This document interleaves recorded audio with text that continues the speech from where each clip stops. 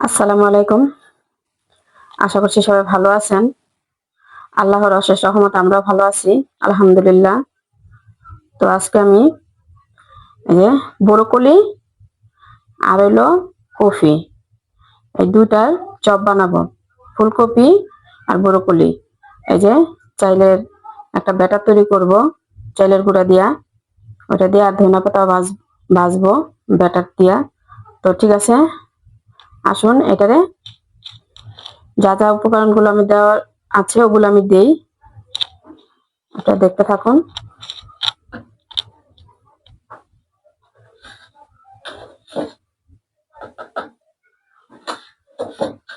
এই যে প্রথমে আমি দিলাম লবণ, আদা রসুন বাটা,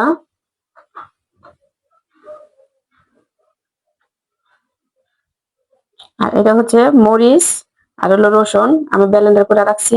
এটা সবকিছুতে দিলে এটা কিন্তু স্বাদ হয়, তাই আমি এটা ভাজা পোড়ায় দেই, বেগুন ভাজা দেই, যার ফলে এটা আমি সবসময় পুরা রাখি ফ্রিজে। আর এটা হলো গরম মশলা বাটা, এটা হলো গোলমরিচ গুঁড়া। এখন আমি পানি দিয়ে এটা মাখাই, দিয়ে দিলাম পানি।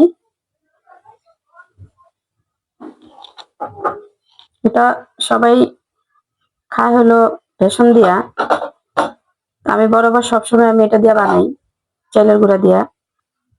ঠিক আছে, এটা আমি পানি দিই, আরো মেয়েরা বায়না করলো খাবে তাই আসলাম। ঠিক আছে, আপনাদেরও দেখাই ভাবলাম।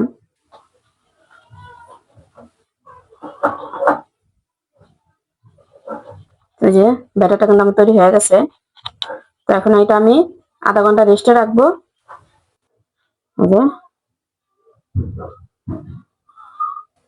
ঠিক আছে, এটা আমি বেড রেস্টে রাখি। আর এই ফাঁকে আমি কফি আর ব্রোকলিটা কাইটা নেই। তো ঠিক আছে, এটা রেস্টে থাক। আসলে ওটা কাইটা নেই, কফিগুলো কাটা শেষ। এখন আমি এটা হালকা একটু ভাপ দিয়ে নিব। এই যে ভাপে দিয়ে দিলাম, তো ভাপে হোক, একটু ঢেকে দেই তাড়াতাড়ি হওয়ার জন্য। এই যে এটা আমি ভাপ দিয়ে নিছি, ভাপ দেওয়াটা দেখালাম না, ভাপ দেওয়াটা তো সবাই বুঝবেন, হালকা ভাপ দিছি, বেশি না। তারপরে ঠান্ডা করে নিছি। এরপর যে আমি এটা দিয়ে দিব গোলমরিচের গুঁড়া, তারপর দিয়ে দিব ওই যে মরিচ আর হলো রসুনের পেস্ট, তারপরে লবণ। এটা এখন আমি ঝাঁকায় নিই। এটা বেশি সেদ্ধ করলে হবে কি, এই যে ভাঙা যাবে, আমি তো হালকা সেদ্ধ করছি, ভাঙানোর ভয় নাই। গোলমরিচের গুঁড়াটা আর এটা আর কোনো মশলা আমি দিব না, গোলমরিচের গুঁড়া আর মরিচের পেস্ট আপনারা দিতেও পারেন, না চাইলে নাও দিতে পারেন, এটা আপনাদের ইচ্ছা। আমাদের তো একটু ঝাল খাওয়া, আমরা ঝাল লাভার, সেটা আপনারা জানেন, এই জন্য আমি একটু মরিচটা অ্যাড করলাম। এটা তো মিশিয়ে নিলাম। এখন এটা আমি তো এটা আধা ঘন্টা পরে কিন্তু আমি আসছি, এখানে কিন্তু আমি ভাজা জিরা গুঁড়া দিছি আর ধনিয়া গুঁড়া দিছি, আমি এটা দিতে ভুলে গেছিলাম। তাই এখন আমি এটা দিছি, দিয়ে এখন আমি এটা মিশে তারপরে যে তেল কিন্তু গরম দিয়ে দিছি আমি অফ ক্যামেরায়।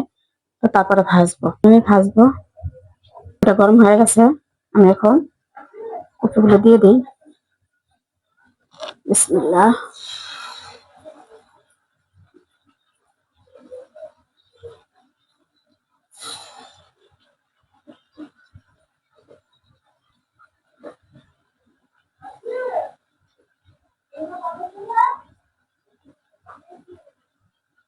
আপনার চাইলে গুঁড়া দিয়ে যে স্বাদটা পাইবেন, আপনার কিন্তু বেসন দিয়ে স্বাদটা পাবেন না।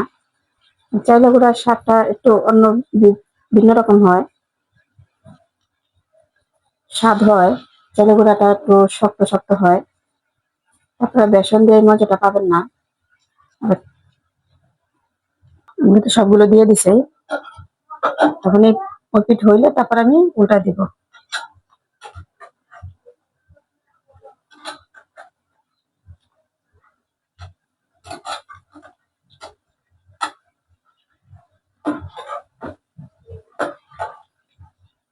এটা আপনারা ভাত দিয়েও খাইতে পারবেন, বিকালে নাস্তাও খাইতে পারবেন।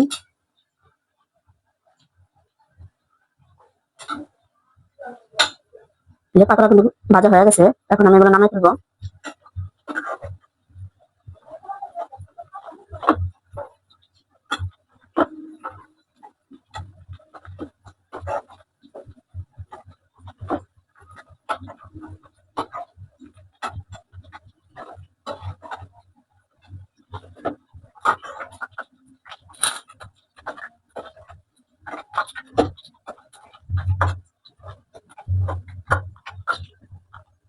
বাকিগুলো দিয়ে দিই।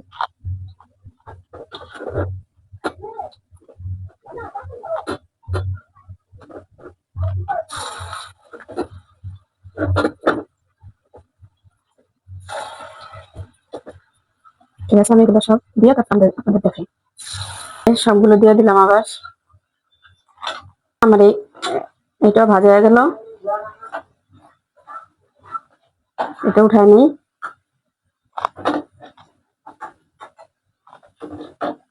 ঠিক আছে, উঠায় আপনাদের দেখাই। এই যে আমি সব উঠায় ফেললাম। এখন আমি ভাজবো ধনিয়া পাতা।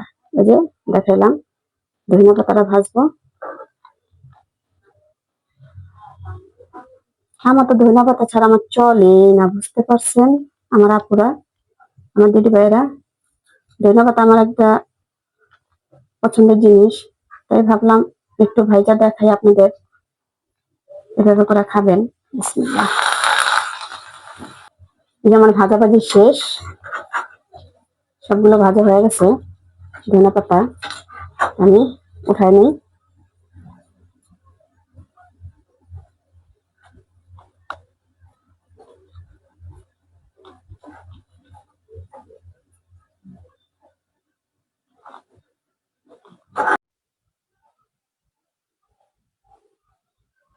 তো এই যে আমার ভাজাভাজি শেষ, দেখাইলাম। তো আমি এখন শেষ পর্যায়ে দিয়ে দিলাম চাট মশলা। এটা আপনারা ভাজার সময় দিতে পারেন, আমি ভাজার সময় তো দিলাম না, আমি এখন দিলাম। তো এই যে এখন পরিবেশনের পালা। তো কেমন হইলো জানাবেন। এটা হলো ধনিয়া পাতা, আর এই যে এটা তো দেখাইলাম সব। তো এখন খাবো। তো ভালো লাগলে আপনারা খাবেন, আর আমারে কমেন্ট করে জানাবেন কেমন হইলো। তো ঠিক আছে, আজকে এই পর্যন্ত। সামনে আরেকটা রেসিপি নিয়ে আসবো। তো সবাই ভালো থাকবেন, সুস্থ থাকবেন। আল্লাহ হাফেজ।